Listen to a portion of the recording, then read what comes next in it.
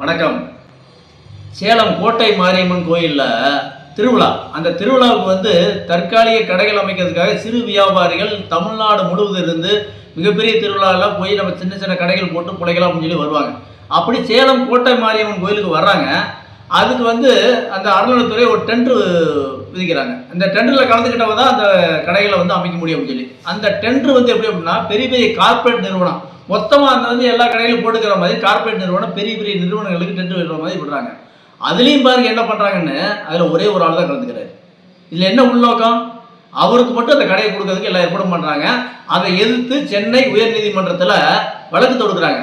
அந்த வழக்கு நீதியரசர் பரத சக்கரவர்த்தின்னு சொல்லி ஒரு அற்புதமான தீர்ப்பு கொடுத்துருக்காரு. என்ன தீர்ப்பு? அந்த ஒரு நபர் குத்தகை கலந்துக்கிட்டது செல்லாது அப்படின்னு சொல்லி ஒரு தீர்ப்பு கொடுத்துருக்காரு.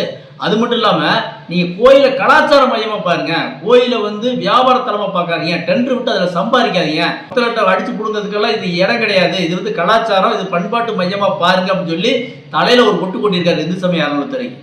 இந்த மாதிரியான தீர்ப்பு வரலாற்று சிறப்புமிக்க தீர்ப்பு. அது மட்டும் இல்லை, சிறு வியாபாரிகள் பிழைக்கணும், சிறு வியாபாரிகள் உள்நாட்டு பொருளை விற்கணும், அப்பதான் நாடு வல்லரசாகும் அப்படிங்கிற கோணத்தில் பரத சக்கரவர்த்தி நீதியரசர் அவங்க சொல்லியிருக்காங்க.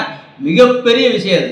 அதாவது இந்த தேவஸ்தானம் வருமானத்தை மட்டுமே செயல்படுது அப்படிங்கிறது இந்து முன்னணி தொடர்ந்து விட்டுரும். வருமானத்தை மட்டும் தான் எடுக்குன்னு நினைக்கிறாங்க. வருமானத்தை மட்டும்தான் இவங்க நோக்கமாக வச்சு இதை பண்ணுறாங்க.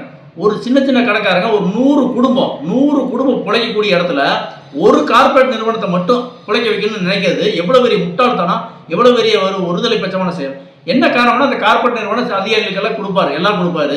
அது மட்டும் இல்லாமல் மொத்தமாக ஒரு அமௌண்ட்டு தேவஸ்தானத்துக்கு வந்துடும் அப்படிலாம் நினைக்கிறாங்க.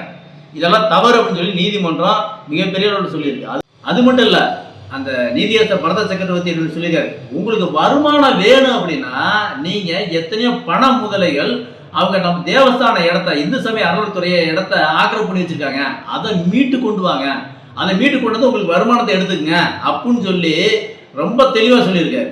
இதெல்லாம் என்ன அப்படின்னா, சிறு வியாபாரிகள் இந்த மாதிரி ஏழைகள் வயிற்றில் அடிக்காதீங்க, அதாவது உங்களுக்கு உண்டான கடமையை செய்யுங்க அப்படின்னு சொல்லி ரொம்ப தெளிவாக சொல்லியிருக்காரு. அதெல்லாம் வரவேற்க வேண்டிய விஷயம். அது மட்டும் இல்லாமல் இந்த மாதிரியான விஷயங்கள், அதாவது என்னன்னா, இந்த சிறு வியாபாரிகள் என்ன பண்ணுவாங்க அப்படின்னா, தொடர்ந்து அதாவது வருடம் பூரா எங்கெல்லாம் திருவிழா நடக்கும்னு பார்ப்பாங்க.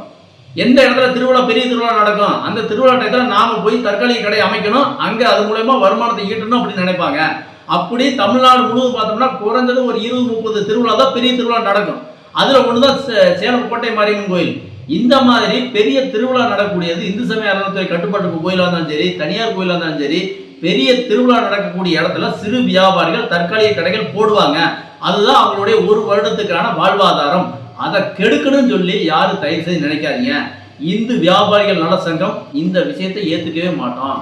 ஏதாவது சிறு வியாபாரிகள் வயிற்றில் அடிக்கணும்னு நினைச்சாலோ, சிறு வியாபாரிகளுடைய வாழ்வாதாரத்தை கெடுக்கணும்னு நினைச்சாலோ உடனடியாக இந்து வியாபாரிகள் நல சங்கம் களத்தில் இறங்கி போராடும். இந்த தீர்ப்பு வரலாற்று சிறப்புமிக்க தீர்ப்பு.